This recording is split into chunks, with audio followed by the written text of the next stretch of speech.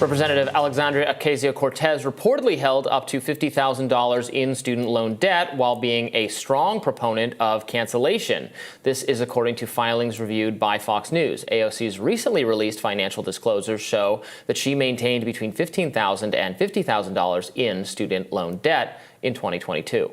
In March of 2022, AOC tweeted, "Now would be a great time to cancel student loan debt, take significant climate action, and pass voting rights," in response to a Marist poll showing President Joe Biden's approval ratings with young adults not being quite where he might want them.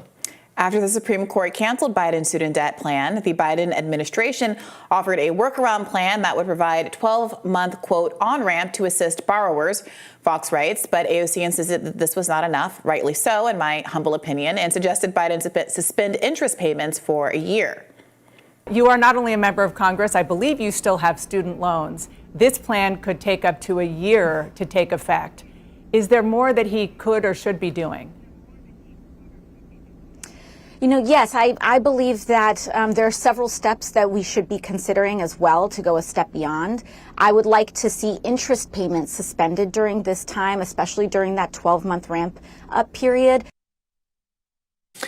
Yeah, so I saw Fox News and some people calling attention to this. I guess the New York Post. Maybe the angle is it's not really hypocrisy is not the charge. I guess it's quite the opposite. Personally profiting maybe from a policy that you're advocating for. People could make what they want of it. As you know, utterly oppose this policy. It doesn't matter to me whether she has the debt or not. I just disagree with her on the policy. Yeah, the argument here was difficult for me to follow. I think the implication is that somehow she's advocating for this policy in a self-serving way. Yeah. She only cares about student debt cancellation because she has student debt. There's a couple problems with that. One, at her publicly available $175,000 a year congressional salary, she quite literally does not qualify for Biden's student debt policy. And so this really, I think, highlights high income.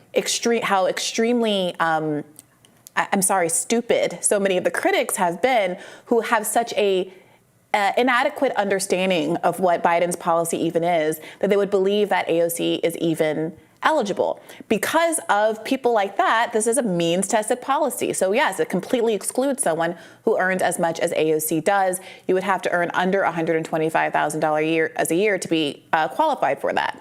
Moreover, the policy only cancels up to $10,000 a year unless you were a Pell Grant recipient, Pell Grant recipients being among the most needy applicants to college.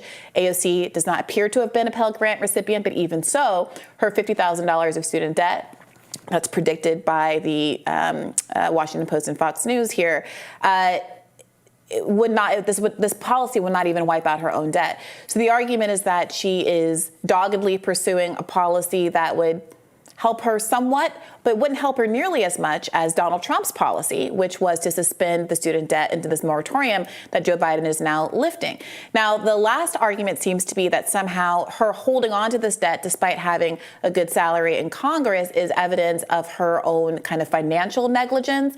People have been saying, why does she have this much money as debt outstanding, if she has been working at this congressional salary now for since 2018.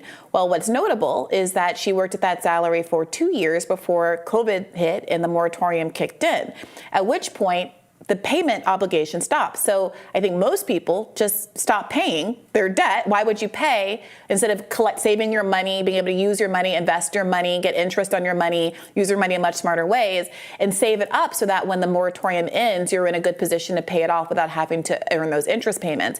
And what's really telling here is I think that a lot of Americans have been able to make a big dent in their student loan debt, not literally paying it, but saving up to make a big dent when the moratorium stops, precisely because they haven't been having to pay usurious interest rates all this time. When you are paying interest rates, you're in a position where even though you are regularly paying thousands of dollars a month in some cases on your loans, the principal is just not going down.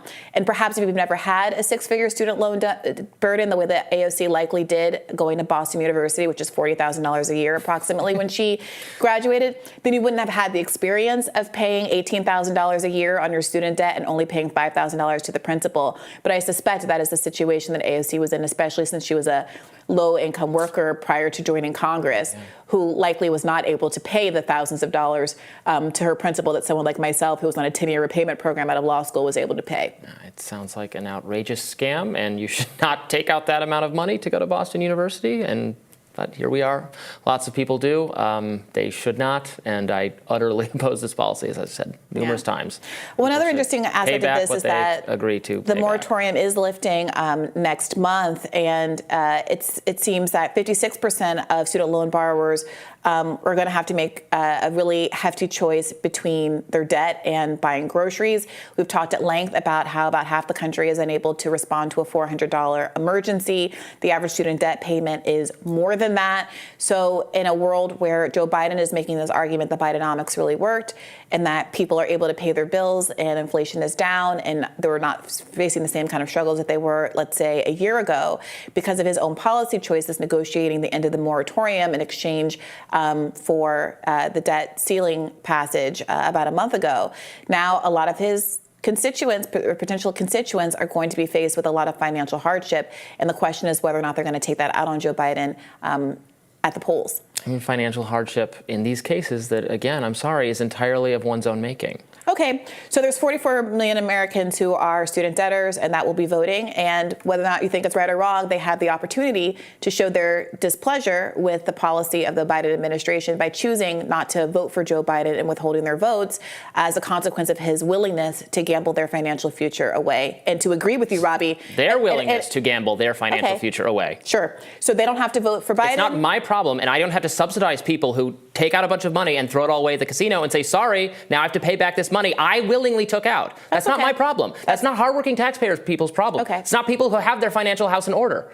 Right. So my point is that it's Joe Biden's Lots problem. of people get great educations and they work to pay for it and they don't go to Boston University, but they can go to community college or any of the tons of options available where you can get a good education and be trained to do a well-paying job and you can be fine. You didn't have to do what AOC did. Lots of people didn't have to do what AOC did. They got themselves in that position and it is not taxpayers' problem. It's not. So millions of Americans who did go to community colleges, who did go to state colleges, and who did go to vocational colleges also have student debt. And they're going to be facing the situation of whether or not they want to vote for Joe Biden. So this is absolutely Joe Biden's problem. And the question is whether or not he's going to suffer electoral consequences for failing 44 million Americans in this colleges either way. He could suffer them for alienating people who paid back their debts or never got themselves into that position to begin with.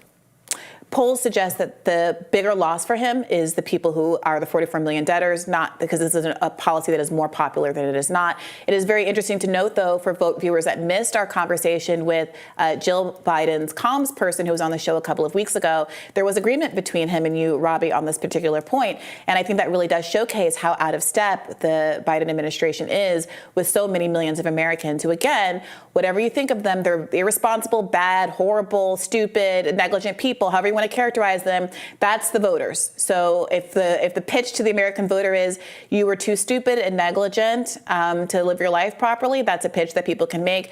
But again, is Joe Biden, with democracy on the line and all of the things that Democrats say that they care about. So it looks to me like 47% of Americans supported the Biden plan, but just 2 in 5, 39% support forgiving all the student loan debt. That's not my recollection. Well, that's what Ipsos polling says.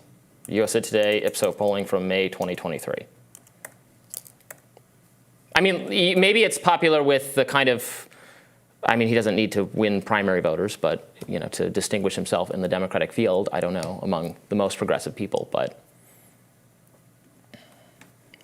All right. If you're a student debtor, are you going to vote for Joe Biden? Let us know, in the comments. We'll have more Rising for you right after this.